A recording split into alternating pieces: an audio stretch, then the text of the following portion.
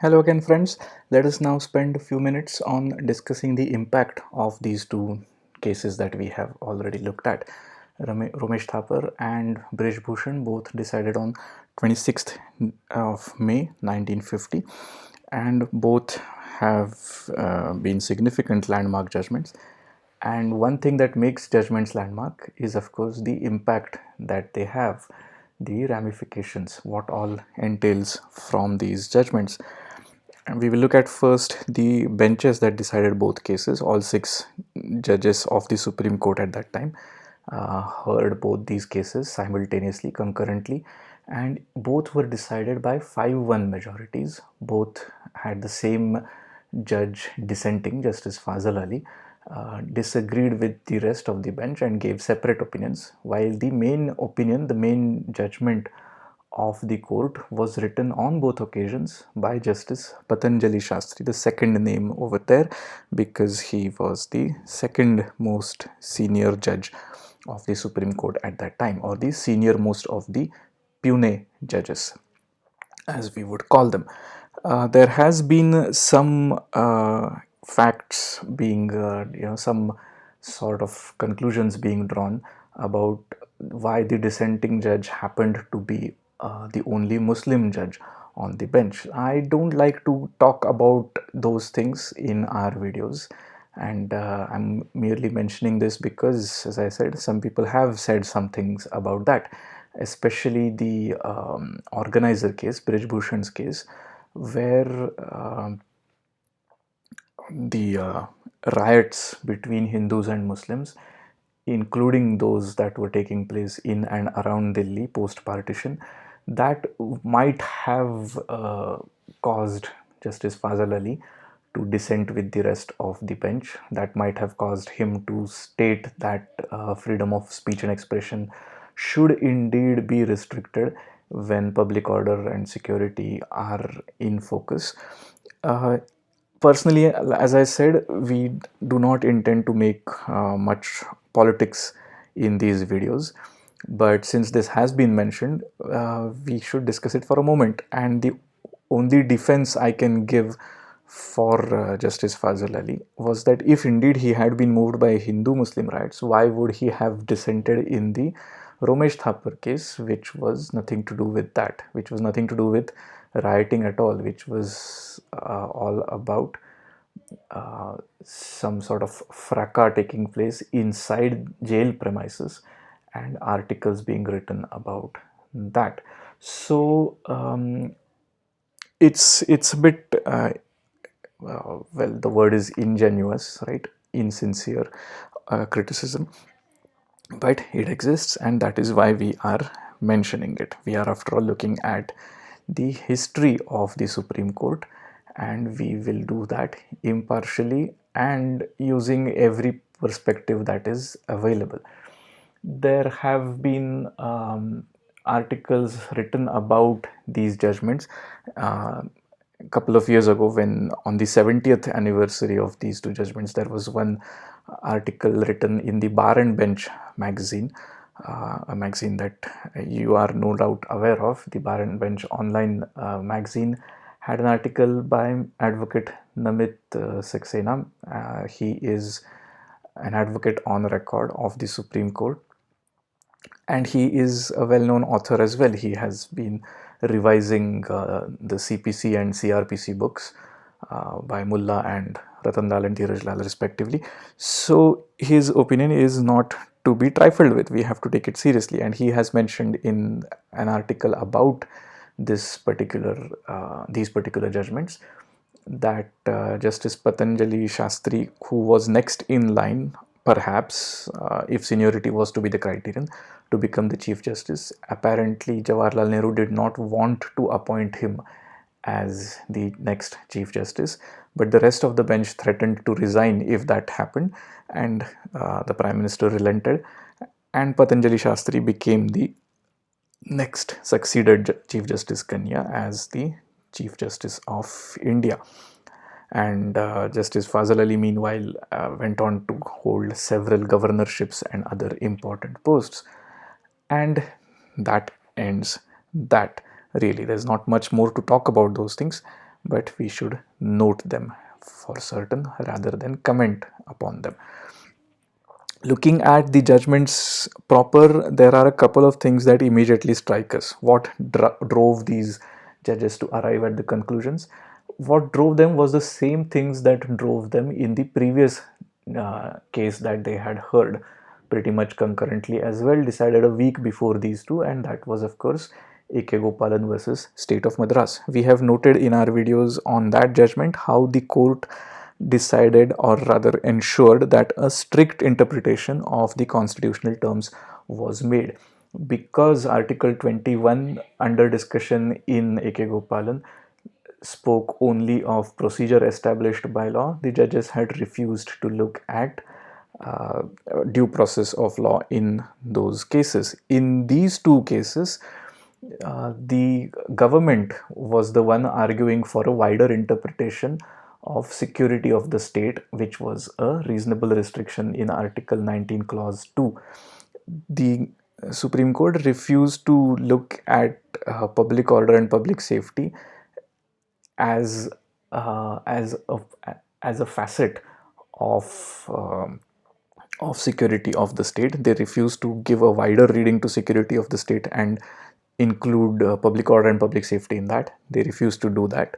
And again, just as in A.K. Gopalan, when it was where it was pointed out that due process of law was a phrase present in the draft Article 21 and was later discarded. Similarly, it was pointed out here in these two cases that sedition and public order had been uh, present in Article 19's draft article as well, and they had been discarded as well. In fact, Dr. Ambedkar had tried to ensure that these two phrases made it to the final Constitution of India, but the rest of the Constituent Assembly had not agreed, and that is why sedition and public order did not exist as restrictions to 19(1)(a), freedom of speech and expression, in Article 19, Clause 2.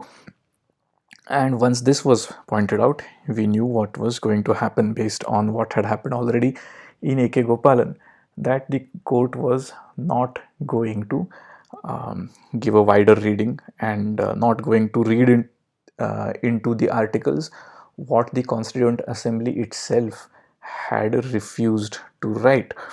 So those were the main drivers. It just happened that on this occasion, the government was at the receiving end instead of the petitioner being at the receiving end, as was the case in A.K. Gopalan. Nonetheless, for the moment at least, freedom of speech and expression had become as close to absolute in our country as it had ever been. This was the peak of freedom of speech and expression in our country, and how it was protected by the courts, because under Article 141, the Constitution states that the law declared by the Supreme Court shall be binding on all courts within the territory of India. Once the Supreme Court had decided the scope of Article 19, Clause 1, Subclause A, freedom of speech and expression, every citizen has the right to freedom of speech and expression, and it is restricted only by the laws of defamation, contempt of court, and if that speech is likely uh, to hamper or to prejudice the security of the state, etc. No other restriction applies on the freedom of speech and expression. That is what the Supreme Court had basically said. And as I said, at this point of our constitutional history, we had the widest freedom of speech and expression. It has gradually come down constitutionally, not necessarily in practice. In practice, we try to get away with as much as we can. And anyway, the government has too many other things to worry about these days, rather than poking us when we make something that might hurt them, when we criticize them. The days were different back then, and once the Supreme Court had decided these two cases, it was easy to predict what was going to happen, because as the Article 141 states, the law declared by the Supreme Court. This is not the law made by Parliament. That is not what 141 is talking about.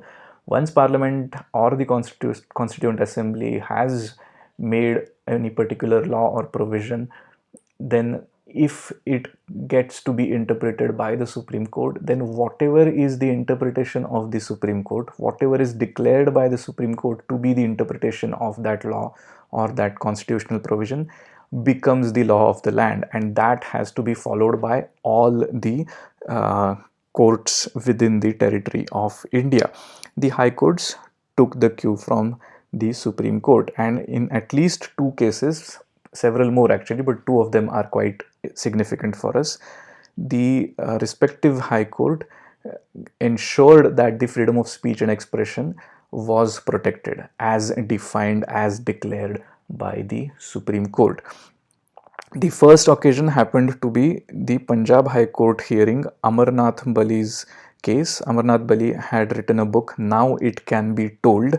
This was a book talking about the atrocities suffered by Hindus and Sikhs who were escaping from what became Pakistan after partition. Now It Can Be Told gives a very graphic and a very matter of fact description of all that happened.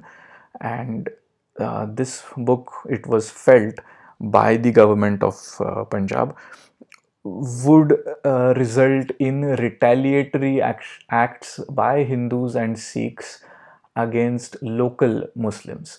So, this is the kind of thing that we do see every once in a while, where the government, perhaps being overwhelmed, tries to restrict free speech and expression, even restrict actual historical and journalistic facts from making their way to the common public.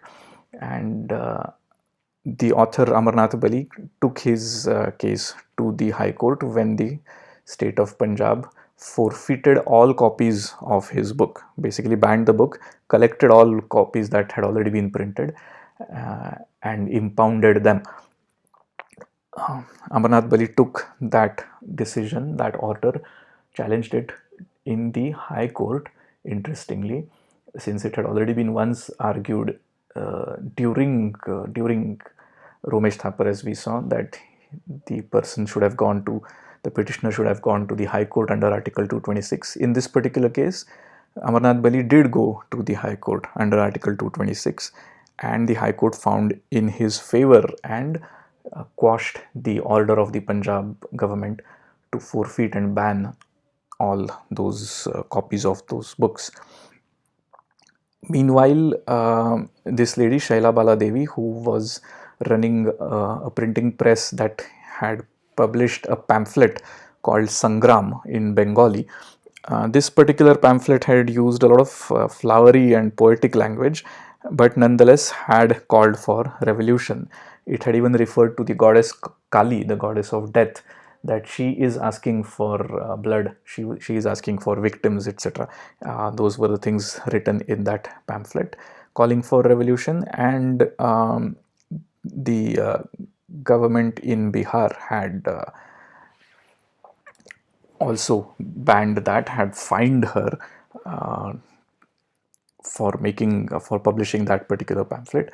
She took her case to the Patna High Court, and the Patna High Court found in her favor as well. Unfortunately, the story doesn't end over there. I will read out this paragraph from the Patna High Court's judgment. This is Justice Sarju Prasad of the Patna High Court writing this in the Shaila Bala Devi judgment. I am compelled to observe that from the above discussions of the Supreme Court judgments, which is Romesh Thapar and Brij Bhushan, it follows logically that if a person were to go on inciting murder and other cognizable offences, either through the press or by word of mouth, he would be free to do so with impunity, inasmuch as he would claim the privilege of exercising his fundamental right of freedom of speech and expression. What basically Justice Sarju Prasad is writing here is almost a veiled criticism of the Supreme Court.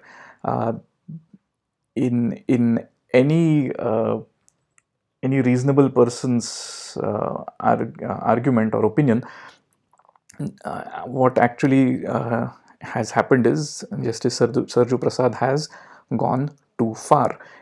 In trying to protect freedom of speech and expression, he has gone a bit too far, because this is what he genuinely believes, that because such speech or expression on the part of the individual would fall neither under libel nor slander nor defamation nor contempt of court nor any manner which offends against decency or morality or undermines the security of the state or tends to overthrow the state.